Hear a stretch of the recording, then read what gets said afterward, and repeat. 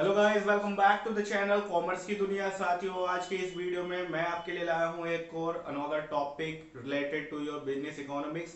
जैसे कि आप सभी जानते ही हैं, सेकंड सेमेस्टर के एग्जाम की प्रिपरेशन के लिए हमने कल से स्टार्ट किया है बिजनेस इकोनॉमिक्स को।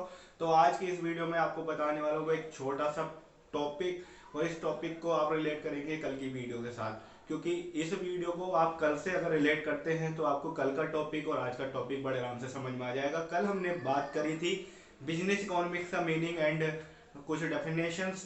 साथ ही साथ आज हम बात करने वाले हैं बिजनेस इकोनॉमिक्स की यूटिलिटी पर, यानी कि बिजनेस इकोनॉमिक्स जो है उसकी उपयोगिता क्या है, उसकी इंपॉर्टेंस क्या है। तो सबसे पहले बात करते हैं, पहला पॉइंट है हमारा नियोजन एवं निर्णय में सहायक। तो आपको थोड़ा सा ये शब्द डिफिकल्ट लग रहे होंगे, तो डिफिकल्टी को हम करते हैं कम। नियोजन यानी कि प्लानिंग, प्लानिंग और डिसीजन मेकिंग को जो है बिजनेस इकोनॉमिक्स क्या कर देता है, हेल्पफुल बना देता है।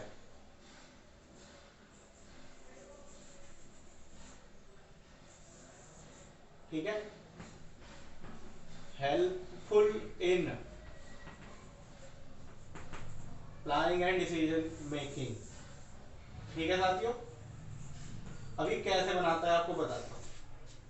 जब भी हम बिजनेस इकोनॉमिक्स का यूज करते हैं अपने बिजनेस में, इकोनॉमिक्स का क्या काम होता है, इकोनॉमिक्स पिछले आंकड़ों के आधार पर नई योजना बनाने में आपको मदद करता है। इकोनॉमिक्स के आधार पर हम बात कर लेते हैं कि भाई पुराने समय में हमने किस किस तरह से डाटा को देखा है, डाटा किस तरह से उतार चढ़ाव भरा रहा है। तो वो सब चीजें क्या करेंगी, हमको पास्ट की जो भी इवेंट्स होंगे वो हमारे फ्यूचर में प्लानिंग बनाने में एक तो हेल्प करेंगे, साथ ही साथ हमको डिसीजन लेने में हेल्प करेंगे। ठीक है साथियों, दूसरा पॉइंट है अनिश्चितता को कम करने में सहायक। जब आप किसी भी काम को प्लानिंग के साथ करते हैं तो अनिश्चितता, जितनी भी बिजनेस में कॉन्टिजेंसीज और अनसर्टेनिटी आती है, उनको हम कम कर सकते हैं।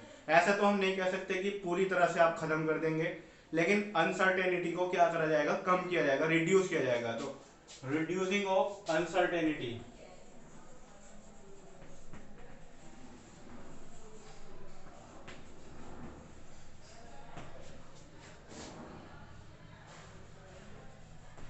ठीक है साथियों, इसके बाद आते हैं व्यवसायिक नीतियों को निर्धारित करने में सहायक। पॉलिसीज को इंप्लीमेंट करने में आपको बिजनेस इकोनॉमिक्स हेल्प करेगा। बिजनेस इकोनॉमिक्स के जरिए आपको सीखने के लिए मिलेगा कि किस कंडीशन में आपको कौन सी पॉलिसी इंप्लीमेंट करनी है, किस कंडीशन में आपको कौन सा रूल फॉलो करना है, किस कंडीशन में आपको कौन सा प्रिंसिपल फॉलो करना है। तो आपको बिजनेस इकोनॉमिक्स हेल्प करता नजर आएगा आपकी पॉलिसीज को हेल्प करने में, हेल्प इन डिटरमाइन पॉलिसीज। ठीक है, आर्थिक संबंधों का अनुमान लगाना। आर्थिक संबंधों का हम अनुमान लगा सकते हैं कि आर्थिक संबंध कौन कौन से होते हैं, मांग, पूर्ति, उपयोगिता, ये सब आर्थिक संबंध होते हैं। आर्थिक संबंध में क्या होता है, किसी वस्तु की मांग बढ़ने पर उसके मूल्य पर क्या प्रभाव पड़ रहा है, किसी वस्तु के मूल्य बढ़ने पर उसकी मांग में क्या प्रभाव पड़ रहा है, किसी वस्तु की उपयोगिता यानी कि उसकी यूटिलिटी बढ़ने पर उसकी कंडीशन क्या हो जाएगी, कितनी डिमांड बढ़ जाएगी, कितना प्राइस बढ़ जाएगा, कितना उसकी सप्लाई हो जाएगी, कम या ज्यादा। ठीक, ये चीजें क्या होंगी, आर्थिक संबंधों का अनुमान लगाने में सहायक होती है। और जब आप आर्थिक संबंधों का अनुमान लगा लेते हैं तो ये आपके बिजनेस में काफी ज्यादा हेल्प करती है ग्रो करने में। तो एक तरह से कहना चाहिए फोरकास्टिंग,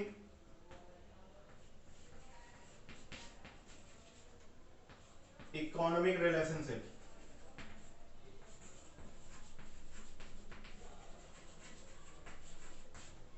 बाह्य वातावरण को समझने में सहायक। इकोनॉमिक्स के जरिए आप बाह्य वातावरण को भी समझते हैं। बिजनेस के बाहर जो आपके सप्लायर्स हैं, बिजनेस के बाहर जो आपके इन्वेस्टर्स हैं, बिजनेस के बाहर जो आपके मार्केटर्स हैं, उनके व्यवहार को समझने के लिए आपको इकोनॉमिकली हर चीज को इकोनॉमिक की दृष्टि से देखना पड़ेगा, अर्थशास्त्र की दृष्टि से देखना पड़ेगा। अर्थशास्त्र की दृष्टि से क्या होता है, जब किसी व्यक्ति द्वारा किसी वस्तु को यह दिखा दिया जाए कि आप सब मार्केट में रहते हैं, अगर आपको कोई चीज परचेज करनी है तो अगर आप दुकानदार के सामने उस चीज को ऐसा प्रिटेंड करेंगे कि मुझे ये पसंद आ गई है, तो वो दुकानदार उस चीज का रुपया यानी उसका प्राइस कभी भी रिड्यूस नहीं कर सकता। और आप ऐसा प्रिटेंड कर रहे हैं कि आपकी इच्छा नहीं है लेकिन आप लेना चाहते हैं, आपकी इच्छा नहीं है लेकिन आप लेना चाह रहे हैं, तो उस कंडीशन में क्या होगा, उस वस्तु का मूल्य रिड्यूस भी हो सकता है, कम भी किया जा सकता है दुकानदार के द्वारा। ठीक है, तो भाई ये बात अपन को समझने में शायद helpful in understanding of external environment.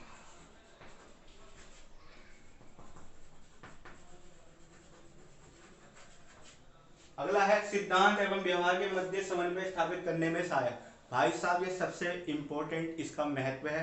क्या है बात, देखिए आप, मनुष्य एक सामाजिक प्राणी होता है और एक मनुष्य जो है किसी सिद्धांत पर और किसी रूल रेगुलेशन के हिसाब से कार्य करता है। यदि आप भी किसी परिवार के सदस्य हैं, वैसे तो सभी परिवार के सदस्य होते हैं, एक छोटे परिवार के या बड़े परिवार के सदस्य रहते ही हैं आप सब, तो आपके मुखिया जो भी होंगे, आपके पिताजी या दादाजी, आपके मुखिया के द्वारा आपके घर में कुछ ना कुछ क्या बनाए गए हों, सिद्धांत बनाए गए हों, कुछ नीतियां बनाई हुई, परंतु हर एक परिस्थिति में सारे सिद्धांत काम नहीं कर सकते, हर एक स्थिति में सारी नीतियां काम नहीं कर सकती, कुछ चीजें आपके विवेक पर डिपेंड करती हैं और यही अर्थशास्त्र क्या कराती है, आपको सिखाती है।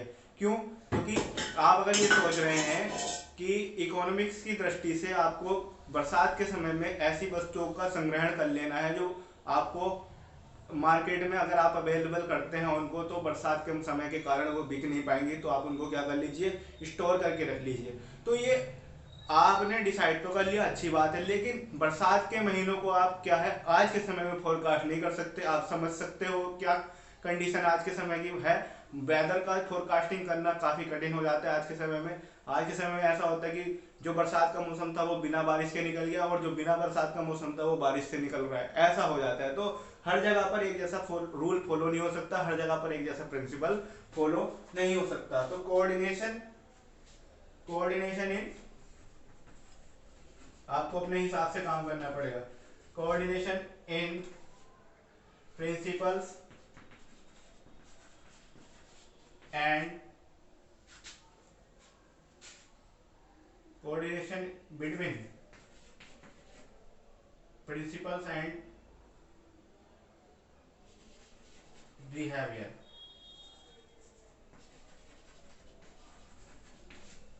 प्रबंध के सामाजिक उत्तरदायित्व को प्रेरित करना।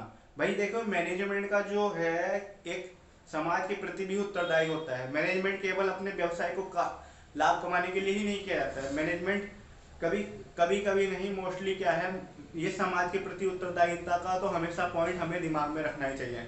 हमारे व्यवसाय से समाज को गलत मैसेज न जाए, हमारे समाज से समाज का कभी भी उत्पीड़न न हो, हमारे व्यवसाय से किसी भी समाज के किसी भी व्यक्ति का जो है उस पर गलत प्रभाव ना पड़े, दुष्प्रभाव ना पड़े, उसको किसी प्रकार की हानि ना हो।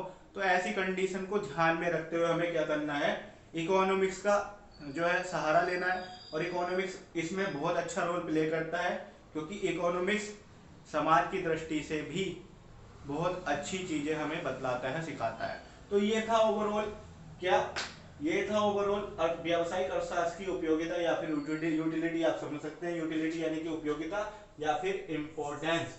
ठीक है साथियों, यूटिलिटी या फिर इंपॉर्टेंस आपने जानी छोटी सी वीडियो में। अगर आपको पसंद आई हो तो लाइक कर दे, शेयर कर दे अपने फ्रेंड के साथ, और अगर चैनल अभी तक सब्सक्राइब नहीं किया है तो फटाफट चैनल सब्सक्राइब करें। आपके लिए यहाँ पर ढेर सारी वीडियो मिलेंगी, अभी तक उपलब्ध भी है। Thank you so much.